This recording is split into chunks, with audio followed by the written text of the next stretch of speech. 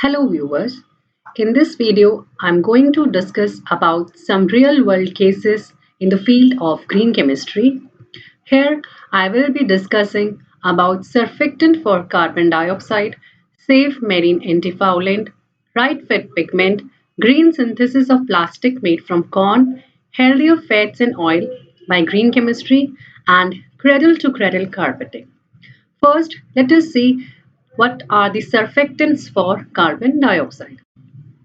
Carbon dioxide is used for dry cleaning, and there are various other solvents which are used for this purpose. Most of the dry cleaning processes they use chlorinated solvent. One such example is perchloroethylene. Here the structure of perchloroethylene is shown. However, there are certain drawbacks of using perc in dry cleaning. These are that it is toxic, it affects the central nervous system, it is a groundwater contaminant, it is environmentally harmful, and it is a suspected carcinogen. So, carbon dioxide can be an ideal alternative to replace PERC for dry cleaning purpose. There are various advantages of using carbon dioxide. These are that carbon dioxide is non-toxic, it is non-flammable, carbon dioxide is ecologically sound, it is cheap, carbon dioxide is non-corrosive, it is available on a large scale. The items that cannot be dry cleaned with PERC, such as leather, fur, and some synthetics, they can be safely cleaned using carbon dioxide. Carbon dioxide improves the color fastest. Let us see how carbon dioxide is used for dry cleaning. CO2, it can readily penetrate the fibrous structure of the garments which are to be cleaned. It is a non-polar molecule as the dipoles of the two bonds they cancel one another.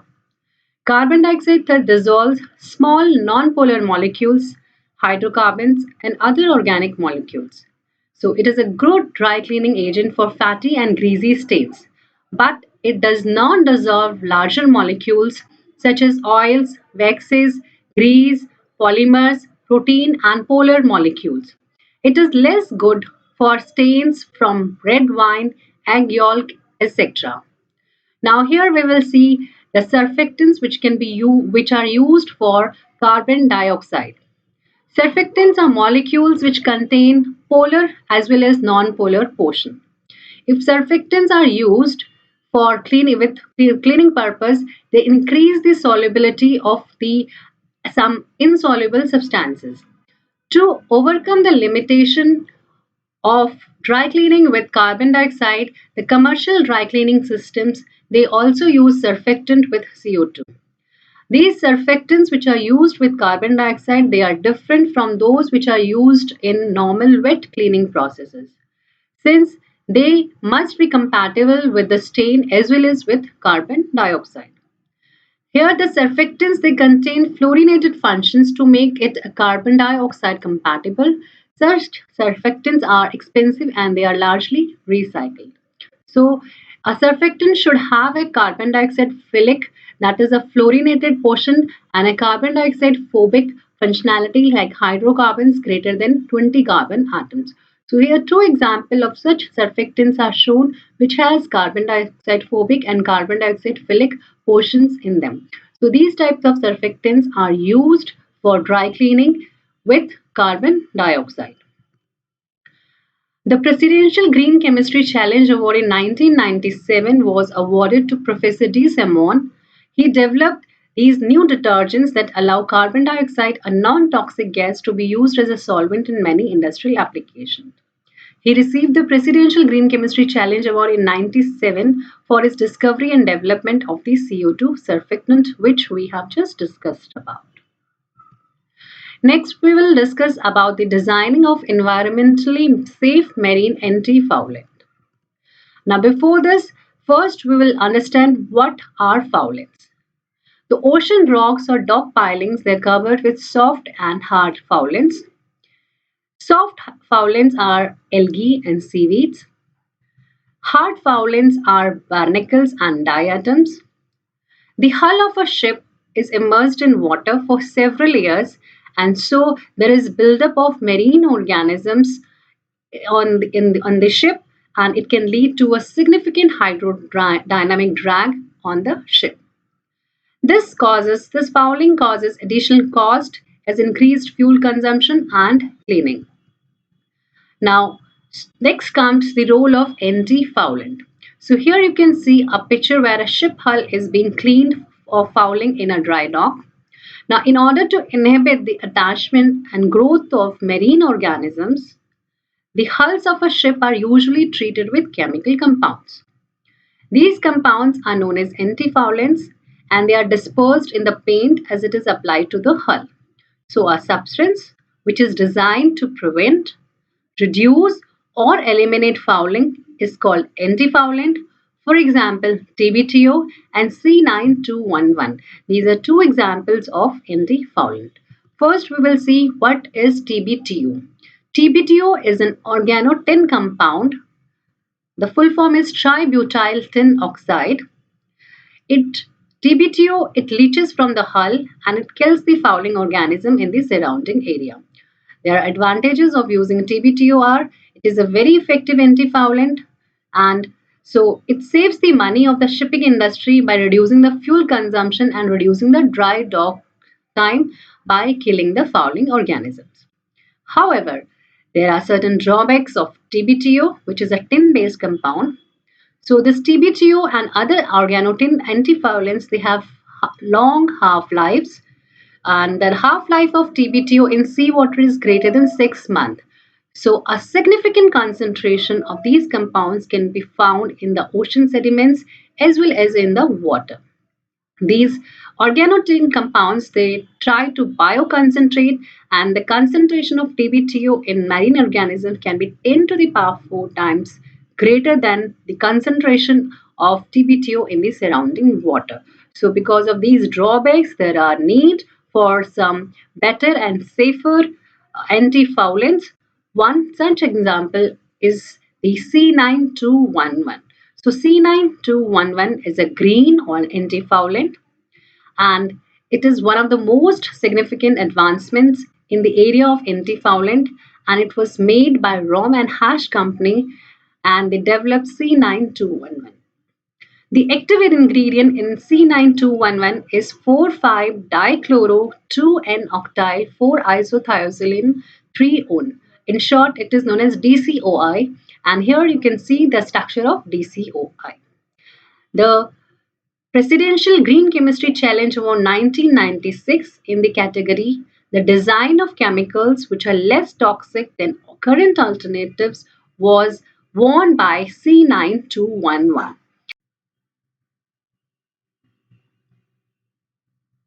Now we will discuss how the environmental risk is reduced when C9211 is used as an marine antifoulant. Environmental risk is a function of toxicity and exposure. This is we know. Environmental risk can be reduced either by reducing the toxicity or by reducing the exposure or by reducing both toxicity and exposure.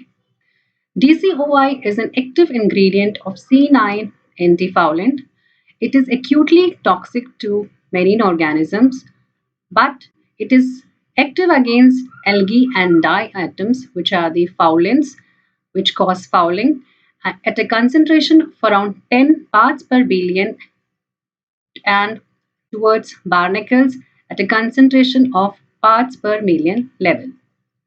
However, the environmental risk of DCOI is less because only organisms which are in direct contact with the ship's hull, they are exposed to the toxic levels of DCOI. DCOI is a stable compound when it is part of the coating on a ship, but when it is released or leached from the hull of the ship, it rapidly degrades when it comes in contact with the sea water. And the products which are formed, they are essentially non-toxic. So this is how the risk due to DCOI is minimized as it is rapidly degraded to less toxic, non-toxic compounds and only the organisms which are in direct contact with the ship's hull, they are only exposed with DCOI. So both toxicity and exposure are minimized. So the environmental risk with C9 is less. Here you can see how DCOI gets decomposed in sea water. These are the decomposition products, and the decomposition products are non-toxic to the marine organisms. DCOI gets decomposed in seawater. It is due to the microorganisms which are naturally present in the seawater. The half-life of DCOI in normal water at a pH 7 is greater than 720 hours, but when DCOI comes in seawater, the half-life drops to 1 hour. As compared to the TBTO, the half-life of TBTO is greater than 6 months. So the rapid biodegradation of TBTO, it leads to environmental concentrations which are below its acute toxicity level. So DCOI is chronically not toxic like TBTO. So the rapid biodegradation of DCOI is a campaign by rapid partitioning of DCOI to soil or sediment. This is due to low solubility of DCOI in water. The adsorption of DCOI by soil or sediment further decreases its bioavailability. In addition to the low bioavailability of DCOI, it has a bioconcentration factor of only 13 as compared to 1500 for TBTO. Next, we will discuss right fit pigments. Synthetic azopigments, which can replace toxic organic and inorganic pigments, are called right fit pigments. So first we will see what are dyes and pigments. Dyes and pigments together, they are also known as colorants. Dyes and pigments are substances that are used to impart color to a material. Dyes, they differ from pigments in a way that they are much finer than pigments, and dyes are not UV stable, whereas pigments are usually UV stable. In dyes, the coloring matter is dissolved in liquid and absorbed into the material to which they are applied. However, in case of pigment, consist of extremely fine particles of ground coloring matter which are suspended in a liquid, which forms a paint film that actually bonds to the surface when it is applied. And so pigments, they are generally based on heavy metals such as lead, chromium and cadmium. They serve the red, orange and yellow colors. Now we will see what are right fit pigments. Right fit azopigments, they contain metals like calcium, strontium or barium. Engelhard has developed a wide range of environmentally friendly right fit azopigments which contain calcium, strontium or sometimes barium, and they do not contain heavy metals. Most of the right fit azopigments, they have received the US Food and Drug Administration and Canadian Health Protection brand approval for indirect food contact applications. The right fit azopigments have also won the Presidential Green Chemistry Challenge about 2004 under the category Designing Greener Chemical Award, and this was given to Engelhard Corporation, which is now known as BASF Corporation. So now we will see what are the advantages of using right fit azopigments. There are various advantages. Some of these are listed here.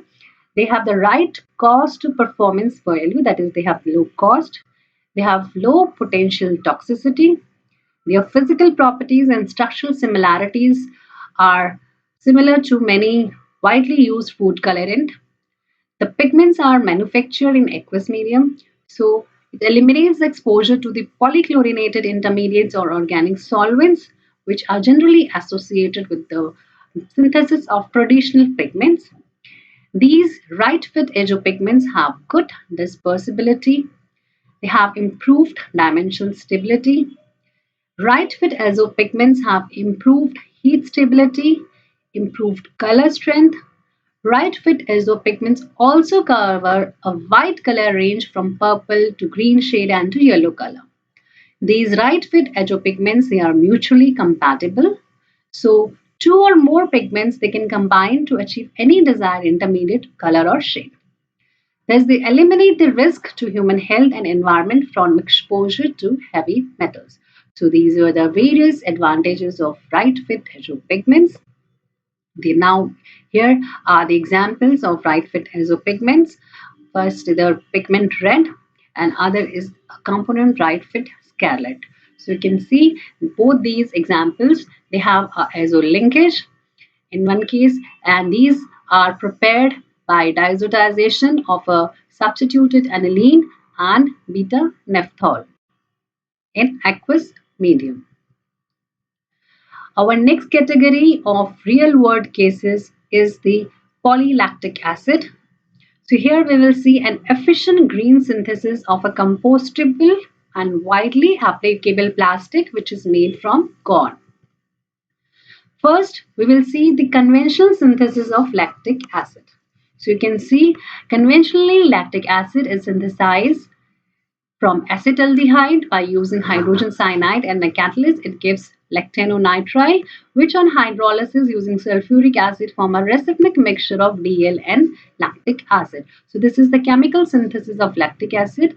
This method has a drawback that the synthetic route, it involves a reaction of hydrogen cyanide and acetaldehyde.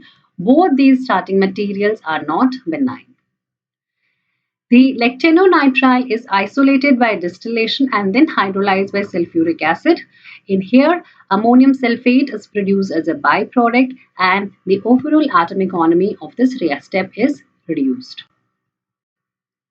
Now, let us see how lactic acid can be synthesized from renewable feedstock, and the lactic acid is then converted to polylactic acid. So here you can see in this diagrammatic representation the shelled corn. By wet milling, it is converted to starch, and by using acid or enzyme, it is converted to dextrose. So corn is first converted to corn sugar, that is dextrose or D-glucose, through a process that begins first with wet milling, which is a mechanical process in water that separates starch as well as other valuable components from corn kernel. This starch is then heated with acid or enzyme, then it is completely hydrolyzed to dextrose. The dextrose is isolated by crystallization or used as a liquid concentrate, and this dextrose is then converted to L-lactic acid. Then this lactic acid is used to make polylactic acid. Polylactic acid PLA is a commercial biodegradable thermoplastic and it is based on lactic acid. So L isomer of lactic acid on dehydration undergoes condensation to form the lactic acid oligomer, which then further converted to L-lactide. This is then converted to the polylactic acid polymer. The plastic which is obtained from renewable feedstock like corn. Our next category of real world cases is healthier fats and oil. These are produced by enzymatic inter-esterification without the production of any trans fat or oil. First, we will see what we mean by healthier fat and oil. Two types of fats and oil. One is a monounsaturated fat and other the polyunsaturated fat. They are known as good fats because they are good for our heart, our cholesterol, and the overall health. These fats, they help to lower the risk of heart disease and stroke. They lower bad LDL and cholesterol levels and increase the good HDL. They prevent abnormal heart rhythms. They lower the triglyceride associated with heart diseases and they fight inflammation. They lower blood pressure and prevent atherosclerosis, that is hardening and narrowing of the arteries. So the monounsaturated and polyunsaturated fat, they are good fats and they are known as healthier fat and oil. The source of these healthier fat and oil are here shown here. The source of monounsaturated fat is olive, canola, peanut, and sesame oil, avocados, olives, nuts like almonds, peanuts, macadamia, hazelnut, pecans, and cashews, peanut butter. The source for polyunsaturated fat includes sunflower, sesame, and pumpkin seeds, flax seeds, walnuts, fatty fish, salmon, tuna, mackerel, herring, trout, sardines, and fish oil, soya bean and safflower oil, soy milk, and tofu. So these are the sources for healthier fat and oil. Now next we will see what we mean by unhealthy or bad fats. So the trans fat and the saturated fat, they are known as unhealthy or bad fats. First, we will see what are trans fat. Trans fat, they are small amount of naturally occurring trans fat. They can be found in meat and dairy products, and in artificial cases, trans fats are considered to be dangerous. Trans fats, the primary source include commercially baked pastries, cookies, duff nuts, muffins, cake, pizza, and duff. The baked packaged snack foods like crackers, microwave, popcorn, and chips also contain trans fat. Stick margarine, vegetable shortening, fried foods like french fries, fried chickens, chicken nuggets, breaded fish. So anything that contains hydrogenated or partially hydrogenated oil, they contains trans fat, even they claim to be trans fat free. So the trans fats, they are considered to be unhealthy for us. Next type of unhealthy or bad fats are the saturated fats. They are not as harmful as the trans fat, but they can raise the bad LDL cholesterol, and too much can negatively impact our heart. So it should be consumed in moderation. The saturated fats, they are present in red meat, chicken skin, whole fat dairy products, butter, ice cream, lard, and tropical oils such as coconut and palm oil. So these types of food should be avoided or used in moderation to avoid the consumption of bad or unhealthy fat and oil. So now we will see what is interesterification. Inter-esterification is a mean of modifying the structure and functionality of fats and oils to produce food ingredient for a range of applications, which can help to reduce the levels of saturated fatty acid and trans fatty acid in some foods by providing an alternative to the use of animal fats or partially hydrogenated oils respectively. So by the method of interesterification, we try to reduce the level of saturated and trans fat, and we provide an alternative to the animal fat and the partially hydrogenated oils. In case of interesterification, there is rearrangement of the position of fatty acid within the triacyl glycerol, and this will alter the physical properties such as the melting point and provide a suitable functionality for use in a range of food applications. So here is an example of interesterification between a triglyceride which has two linolenic acid residues, that is, it is a polyunsaturated fat, and one stearic acid residue. The other triglyceride contains three stearic acid residues. Both linolenic and stearic acid residues, they are 18 carbon containing fatty acid chains. These two on interesterification gives two molecules of a triglyceride which has two stearic acid residues and one linolenic acid residue. So here we have converted a saturated fatty acid into a unsaturated fatty acid by interesterification.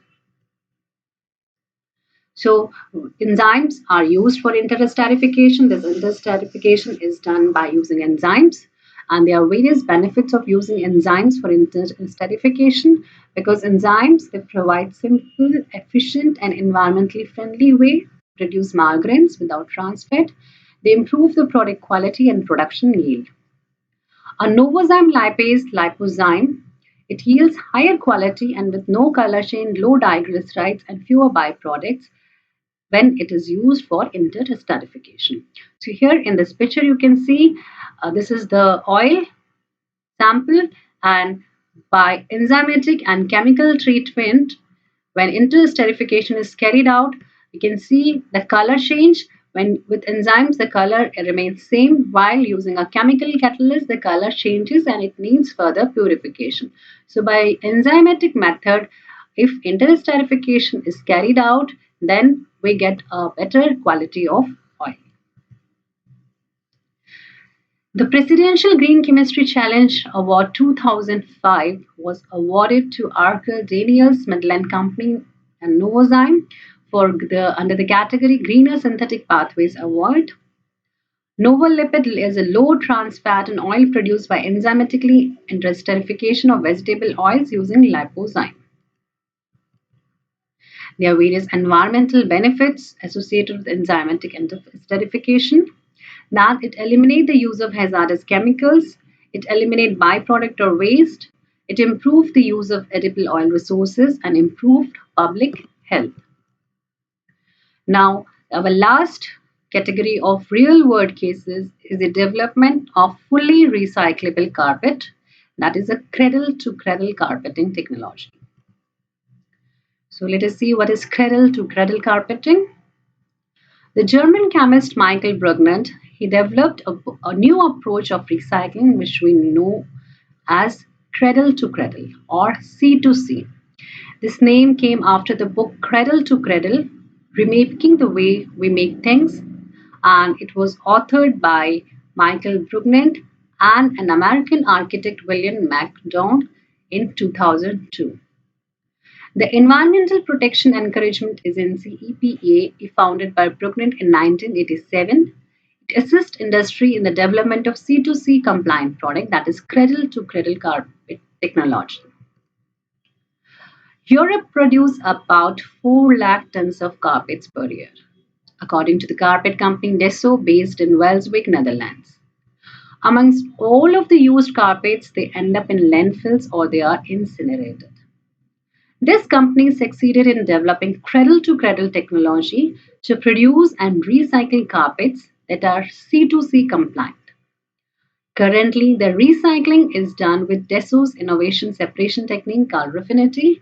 This is the only pilot C2C plant in Europe for recycling carpets. So you can see here a carpet is shown. A traditional carpet has 2 layers, a backing and a face fiber. This face fiber is made up of nylon, polyester or polypropylene. The backing is made of either polyvinyl chloride or latex. So you can see the carpet, the backing is separated and the polyolefin material isolated by mechanical recycling, and the fiber, the upper layer is separated and polymerized nylon 6 is separated. Both the backing and the face fiber are recycled and then they are used to make new facing fabric and new carpet backing. So cradle to cradle recycling is a concept which has been applied to carpets to deliver high quality recycled material. It involves designing for the disassembly of the product parts that can then enter into recycling process and retain the quality of the original materials. These materials are used for a product and can be used again after the product has finished its useful life. C2C suggests that industry must protect and enrich ecosystem and nature's biological metabolism while also maintaining a safe, productive technical metabolism for the high quality use and circulation of organic and technical nutrients. Here are some questions listed on the basis of these topics. Uh, these questions are: first is, what are antifouling agents? Name and draw the structure of an environmentally friendly antifouling agent. What is the structure of TBTO? What are the economic and environmental consequences of not using an antifoulant on the hull of a ship? What is PERC PERC and what is its most common use? What are the environmental concerns associated with its use? What are right fit azo pigments? With respect to green chemistry, how are the azo pigments superior to traditionally used inorganic based pigments? What are biocatalysts? Briefly discuss their role in the inter-esterification of vegetable oils for the production of low trans fat and oil. Outline the synthesis of polylactic acid from cornstarch, which two principles of green chemistry are involved. So these are some of the questions based on these real world cases. These are the reference books for referring these topics. These are my videos on some topics like Introduction to Green Chemistry, the Principle 1 and Principle 2 of Green Chemistry. There's a YouTube video on Principle 3 and Principle 4 of Green Chemistry, the Principle 5 of Green Chemistry and Principle 6 of Green Chemistry. Thank you.